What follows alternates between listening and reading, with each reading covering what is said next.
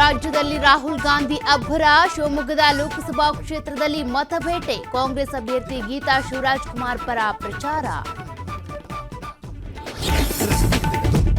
ಧಾರವಾಡ ಕ್ಷೇತ್ರವನ್ನ ಪ್ರತಿಷ್ಠೆಯಾಗಿ ತೆಗೆದುಕೊಂಡ ಕಾಂಗ್ರೆಸ್. ಬಿಜೆಪಿ ಅಭ್ಯರ್ಥಿ ಪ್ರಹ್ಲಾದ್ ಜೋಶಿ ಸೋಲಿಸುವುದಕ್ಕೆ ಪಣ. ಇಂದಿನಿಂದ ಡಾಕ್ಟರ್ ಯತೀಂದ್ರ ಸಿದ್ದರಾಮಯ್ಯ ಪ್ರಚಾರ.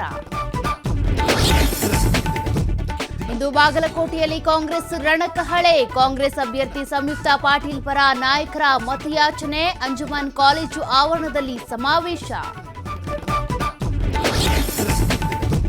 ಮೈಸೂರಲ್ಲಿ ಪಿಂಚಣಿ ನಂಬಿ ದಿಕ್ಕಿಟ್ಟ ವಿಶೇಷ ಚೇತನ.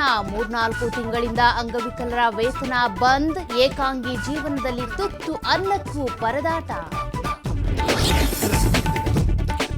ರಾಜ್ಯದೆಲ್ಲೆಡೆ ಬಿಸಿಲ ಬೇಗೆಗೆ ಬಸವಳಿದ ಜನರು. ಹಲವೆಡೆ 45 ಡಿಗ್ರಿ ಸೆಲ್ಸಿಯಸ್ ದಾಟಿದ ತಾಪಮಾನ. ತುಮಕೂರಿನಲ್ಲಿ ಇಬ್ಬರ ಆರೋಗ್ಯದಲ್ಲಿ ಏರುಪೇರು.